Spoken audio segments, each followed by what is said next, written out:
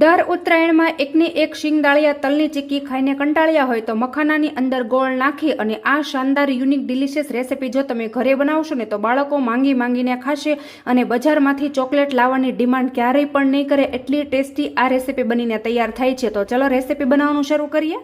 તો મખાનાની એકદમ નવી રેસિપી બનાવવા માટે અહીંયા મેં એક બાઉલ લીધું છે અને ત્યાર પછી અહીંયા આપણે મેઝરમેન્ટથી જોઈએ તો આ રીતનું એક બાઉલ ભરીને અત્યારે મેં મખાના લીધેલા છે। તો આ રીતનું મેઝરમેન્ટ કરવાનું કારણ એ છે કે આપણને ગળપણ એડ કરવાની ખબર પડે તો ઉમેરી દઈશું। તો હવે જુઓ, મખાના કોઈ પણ કરિયાણાની શોપમાં અથવા મોલમાં તમને ઇઝીલી મળી જશે। તો બસ આ મખાનાને આપણે સાઈડમાં કરી દઈશું અને આપણે જઈશું ગેસ તરફ।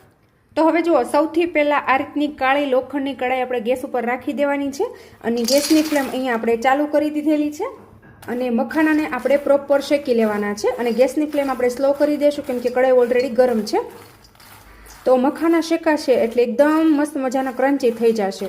તો મિત્રો, આવી રીતે ગોળ અને મખાનાની રેસિપી તમે એક પણ વખત ટ્રાય ન કરી હોય તો આ ઉત્તરાયણમાં એક વખત ચોક્કસથી બનાવજો અને વિડીયો તમે પૂરેપૂરો જોશો ને એટલે તમને ઓટોમેટિક ખ્યાલ આવી જશે કે મખાનામાંથી આપણે કઈ રેસિપી બનાવીને રેડી કરી છે। અને જો તમને રેસિપી સારી લાગે ને તો કોમેન્ટમાં તમારો ફીડબેક જરૂરથી આપી દેજો અને તમે મારો વિડીયો ક્યાંથી જુઓ છો ને એ પણ કોમેન્ટમાં લખવાનું બિલકુલ નહીં ભૂલતા મિત્રો। તો અહીંયા જોઈ શકો છો કે મખાના એકદમ પ્રોપર એવા શેકાઈ ગયા છે। આ રીતે હું તમને તોડીને બતાવું છું, એકદમ સરસ ક્રન્ચી એવા થઈ ગયા છે, જો તમે જોઈ શકો છો। જો તો બસ આને આપણે ગેસ ઉપરથી નીચે ઉતારી લેશું અને ઠંડા કરી લેશું, ત્યાં સુધી આપણે આગળની પ્રોસેસ કરી લેશું। મખાના આપણે એક બાઉલની અંદર કાઢી લેશું અને આ જ કઢાઈમાં આપણે આગળની પ્રોસેસ કરવાની છે અને ત્યાર પછી અહીંયા આપણે એ જ કઢાઈની અંદર 1 થી 1.5 પાવડું જેટલું ઘી નાખી દઈશું અને હવે ત્યાર પછી અહીંયા આપણે જે ગોળ ભાંગીને રાખ્યો છે એને પણ આપણે ઘી સાથે મિક્સ કરી દઈશું અને ત્યાર પછી આને આપણે હલાવી અને પ્રોપર મિક્સ કરશું અને ગોળને આપણે એકદમ સરસ એવો ઓગાળી લેવાનો છે। તો હવે જુઓ, આમ તો આ બંનેનું મેઝરમેન્ટ આપણે પરફેક્ટ કરેલું છે એટલે ગળપણમાં કોઈ પ્રોબ્લેમ નહીં આવે મિત્રો, પરફેક્ટ એવી રેસિપી બનીને તૈયાર થશે।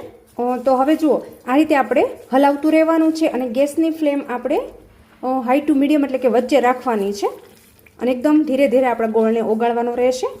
જો તમે હાઈ કરી દેશો તો સાઈડમાંથી આ રીતે ફટાફટ બબલ આવવા લાગશે અને ગોળનો પાયો આવી જશે અને વચ્ચે કાચો રહી જશે।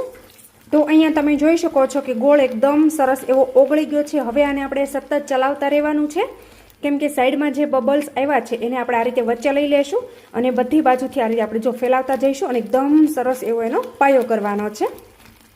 તો જુઓ મિત્રો, જેને બિલકુલ પાયો કરતા નથી આવડતું અને જેને શિંગદાળિયા અને તલની ચીક્કી બનાવતા નથી આવડતું એ આ વિડીયો પ્રોપરથી જોજો કેમ કે હું આજે ગોળનો પાયો એકદમ સરસ એવો અને સરળ રીતથી બતાવવાની છું।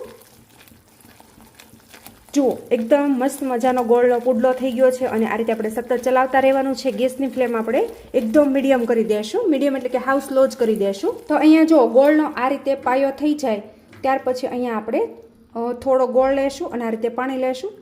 જો આ રીતે આપણે પાણીની અંદર ગોળનું ટીપું પાડી અને 1 મિનિટ આપણે રહેવા દઈશું અને પછી આપણે ચેક કરીશું કે પાયો આવ્યો છે કે નહીં। તો હવે જુઓ, અહીંયા મેં 2 થી 3 વખત આ રીતે પાણીમાં ગોળ નાખી અને ચેક કરી લીધેલું હતું।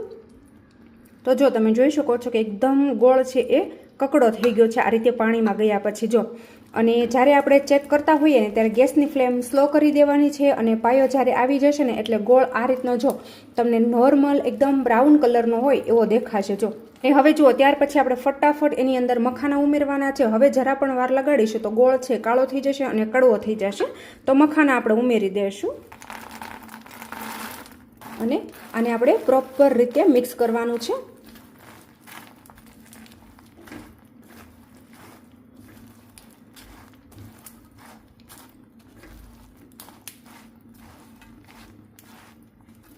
તો અહીંયા તમે જોઈ શકો છો કે આપણે બંને વસ્તુનું મેઝરમેન્ટ પરફેક્ટ કરેલું હતું એટલે ના તો વધારે ગોળ થયો છે કે ના તો વધારે મખાના થયા છે। તો બસ હવે આપણે ગેસની ફ્લેમ છે એ બંધ કરી દેવાની છે અને આને આપણે નીચે ઉતારી લઈશું। અને જો હા, આના તમારે લાડુ કરવા હોય તો લાડુ કરી શકો છો અને એક મખાનો તમારે આ રીતે છૂટો છૂટો પાડી અને ચોકલેટ ટાઈપ કરવું હોય તો તમે એ રીતે પણ કરી શકો છો। એ રીતે કરશો ને તો બાળકોને ખૂબ જ ભાવશે અને એને પણ કંઈક અલગ લાગશે। તો હું આને અલગ અલગ થાળીની અંદર પાથરી દઉં છું અને હવે જુઓ, ત્યાર પછી અહીંયા મેં 2 થાળી લીધી છે। થાળીને આ રીતે આપણે ઘીથી ગ્રીસ કરી દેવાની છે જેથી કરીને આપણે જ્યારે મખાના રિમૂવ કરીએ ને ત્યારે નીચે ચોંટી ન જાય। તો જો આ રીતે અલગ અલગ થાળીમાં પાથરવાના છે, એટલે છૂટા છૂટા એકદમ એક એક દાણો આપણને અલગ અલગ મળશે. અને હવે આ રીતે આપણે થાળીમાં કાઢી લેશું અને પછી આના દાણા છે એ આપણે અલગ અલગ કરશું.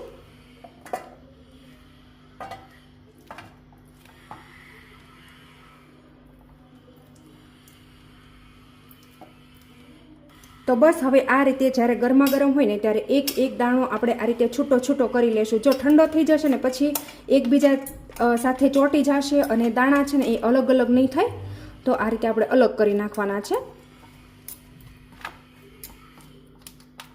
તો હવે જુઓ અહીંયા લગભગ અડધો કલાક જેવો ટાઈમ થઈ ગયો હશે અને મખાના એકદમ મસ્ત મજાના જો એકદમ સરસ એવા છૂટા છૂટા થઈ ગયા છે અને એકદમ ક્રિસ્પી થઈ ગયા છે.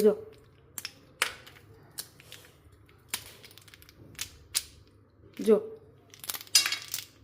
તો એકદમ નવી મખાનાની ચીક્કી તૈયાર છે. તો બસ આને આપણે આ રીતે છૂટા છૂટા કરી એક બાઉલમાં ભરી લેશું.